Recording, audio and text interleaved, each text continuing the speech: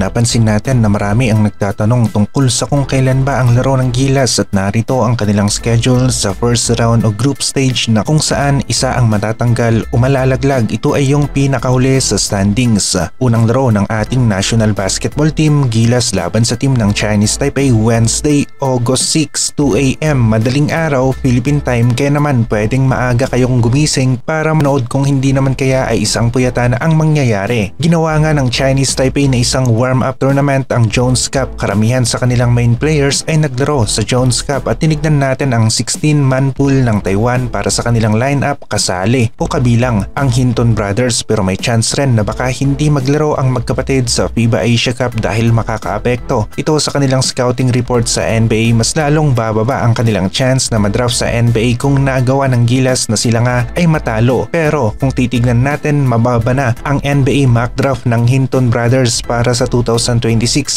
NBA draft at si Robert Hinton ay nasa rank 123 habang ang kanyang kapatid ay hindi mahagilap sa listahan ng NBA mock draft. Mas may experience ang Gilas players natin at nagagawa nila na makabalik o makahabol sa score, at kung nagawa ng Gilas na matambakan kaagad ang team ng Chinese Taipei sa kanilang first game ay mawawala nga rin sa ayos ang laro ng Chinese Taipei. Dito na rin papasok ang high level experience na nakuha ng Gilas sa Olympic qualifiers at maging sa FIBA World Cup. Kahit na may Hinton Brothers pa ang Chinese Taipei, kayang-kaya ng Gilas na madepensahan ang mga players na ito. Meron tayong Malonzo, Newsam at iba pa na magagamit natin sa depensa. Brandon Gilbert, Albakir Gadjaga, Hinton Brothers ang malakas na lineup ng Chinese Taipei sa loob ng court kapag nagsabay-sabay ang mga players na ito, pero wala na nga rin sila sa kanilang home court.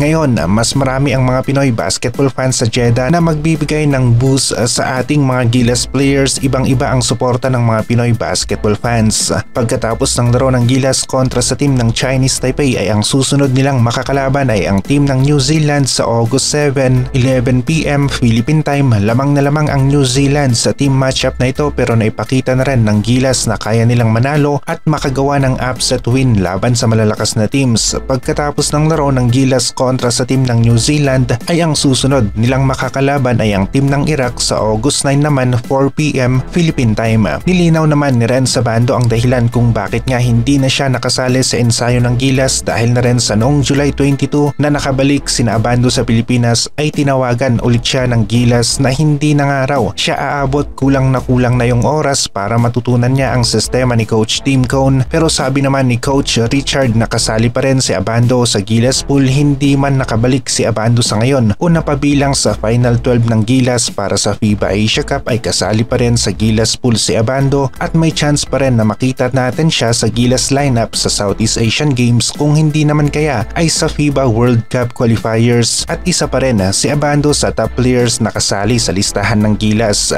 Nagawa naman ni Abando at ng Strong Group Athletics Pilipinas na makuha ang championship title sa Jones Cup 2025 at back-to-back championships ang kanilang nakuha na nagpasaya nga rin sa mga Pinoy basketball fans. Nagpapasalamat rin si Abando sa team ng Anyang at sa mga tao na tumulong sa kanya para makabalik nga siya sa Korea, si Manong Kiefer Ravena at Boss Miguel Alegre. Ayon kay Lakay Abando, para kay Ren Sabando ito na ang kanyang second chance na hindi naman niya sasayangin. Ayon nga sa pahayag ni Ren Sabando, mas lalakas pa ngayon ang liga ng KBL para sa mga Pinoy basketball fans dahil na rin sa solid na mga players ang naglalaro ngayon sa KBL. Nandyan sina Carl Tamayo, Ren Sabando, Kevin Kiambao, ang bagong dagdag na si Will Navarro at iba pa. Pwede ang Gilas KBL All-Star versus KBL Korea All-Star sa kanilang All-Star event.